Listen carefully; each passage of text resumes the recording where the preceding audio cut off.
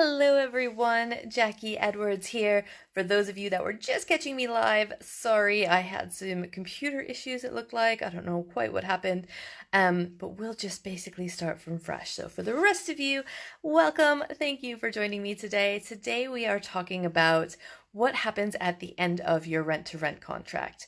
Now, this is a question that I get asked regularly from people that are just getting started, I think because they want to be able to visualize the whole process before they jump in. And I'm getting this question a lot more now in light of the new changes with Section 21. So the UK, well, I guess England and Wales have announced that they want to abolish the Section 21 eviction notice process.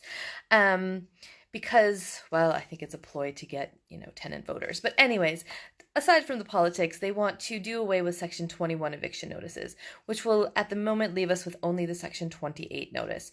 Now, I do believe that they are going to revamp that whole process. So I think we shouldn't, panic and get too worried about this right now. I see changes in legislation, changes in tax as just things that happen normally in business. And as a business owner, as a rent-to-rent business owner, these are just things that we have to take in our stride.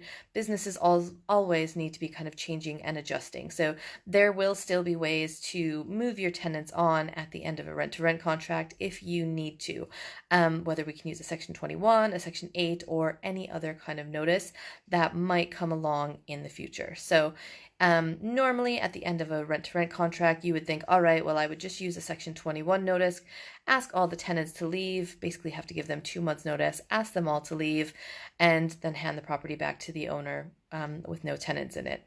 So we'll just wait and see what happens with the new legislation changes on Section 21. But don't panic right now. There will always be a way to work within the law and within the legislation and within the guidelines to make your business work. So I don't think this is something that's going to come in the next 6 months or anything. So we'll have time. There will be kind of consultation periods. So there will be time to kind of understand what the legislation is, understand what the changes are, to give feedback. So make sure you've joined something like the NLA or the RLA so you can give your feedback during the consultation periods to make your voices heard for what you want to happen with the new Section 21 notifications. So that was originally kind of the main choice. So if your rent-to-rent contract was coming to an end, you would ask the tenants to leave and give back the properties to the owners. Now, one of the things that we're coming across, so we're at a point in our kind of property journey where we are kind of shifting our focus away from kind of really building and managing a rent-to-rent portfolio to focusing on our own properties, and we're also starting a farm, as I'm sure most of you have heard me talking about before. So we are ending some of our rent-to-rent contracts at the moment. So it's been 5 years for us. A number of our contracts are coming to their natural end. Now, initially I had renewed some of these contracts, so most of my property owners are super excited about what we do. They love us. They think their life is 100 times easier because we take care of their property. So at the end of our contracts, pretty much all of my landlords wanted to continue. So as long as you're doing a good job and as long as you're making sure that your deal is win-win for both you and for the landlord, there's no reason for the landlord not to want to continue at the end of your contract. And I think that's the stage that you really want to be in. So you want to make sure that everybody's happy with the deal, everybody's happy with the situation, and they're happy to move forward. That gives you the most options because, as long as you can just continue the contract, keep going, you don't need to worry about evicting your tenants or anything like that. Now, if you're not in that situation, so maybe for some reason the landlord does want their property back, maybe they want to sell. If they want to sell, I think this is a great opportunity for you. We are actually in the process of buying one of our rent-to-rent properties at the moment. If they want to sell, you are in the great position to be the first person they will probably talk to you about that. So a great opportunity to get a deal for you or to source that out to somebody else. So if they want to sell, don't worry about it. Also, what I've found, if they, if whether they want to sell or whether they just want their property back, they might be happy to have it with the tenants in situ. Now, for us, we are handing back a number of our properties. We have told the landlords we no longer want to manage your properties. Some of these were just because I was tired of them. I was tired of dealing with the landlords. Some of them not every deal is the best deal in the world. So at the end of 5 years, I'm happy to hand them back. So what's happening now is, I've basically given the landlord that option. So I've started working on this with the landlord about 6 months ahead of time. So my contracts say I need to give 6 months notice to the landlord. So 6 months before the end of the contract or the end of, when I want to stop managing the property, I start talking to the landlord. To be honest, probably 7 to 8 months beforehand I did this because I want to have that open conversation with the landlord. I want to let them have a chance to figure out what they want to do. So most of my landlords don't want to kick out the tenants. They know my tenants are good. They know my tenants are paying. They know everything is kind of done properly. So they don't want to lose good tenants, whether they, manage it themselves after or whether they have somebody else manage the property. So they're going to do the work to try not to have to get rid of the tenants, which is the easiest option for me because then I don't have to worry about any voids or asking any tenants to leave at the end of the contract.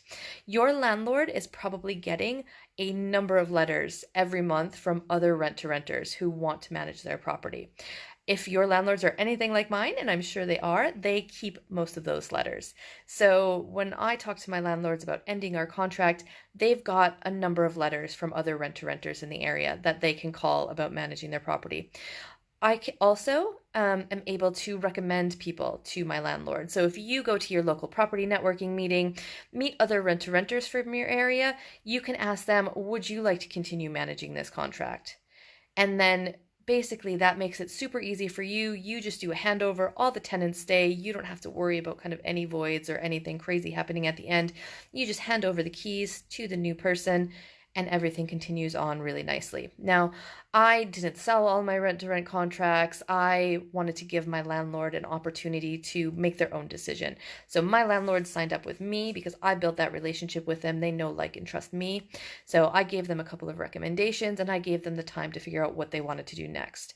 Now, I had a number of landlords that were thinking, like I've done this so many times, but some of my landlords want to self-manage after. I have recommended that's probably not the best option, but again, they want to keep the tenants in the property, especially once I tell them how much my tenants are paying me and they realize, again, I'm making quite a good profit. They think, oh, well, all she's doing is managing these properties. It's easy to manage, 5, 6 tenants, and they're happy to either self-manage or again, put another rent-to-renter in. So they don't want to get rid of good high-paying tenants. So as long as you've kept the property in good condition, you've picked really good tenants, you've set up the process so everything is easy and profitable, handing anything back to the landlord at the end should not be a problem.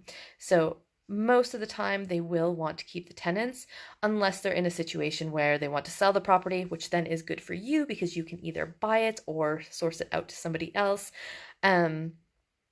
If you do need to get rid of the tenants, again, the normal route would have been just a Section 21 notice 2 months ahead of time, and away they go. Normally, again, if you've referenced your tenants and you've got good tenants in, you're not going to have a problem getting the tenants out of the property. Even with the new changes in Section 21 notices, I'm thinking you'll still be able to say, hey, the landlord wants his property back. He wants it empty. As long as you give them enough notice and again, make it win-win for everybody or give them as much help as you can. So as long as you help that tenant and don't just say, hey, next week you got to be out of the property, get your shit and go. As long as you work with them, give them enough notice, at least that 2 months notice. Even if you can't give them the formal Section 21, most people move. They don't want to get into a big legal court battle. They don't want the hassle of all of that. So you could just say, hey, really sorry, we're, shutting down the management of this property. Here's a couple of other options of other places to live. You'll probably have other rent-to-rent properties. You can probably put them in those.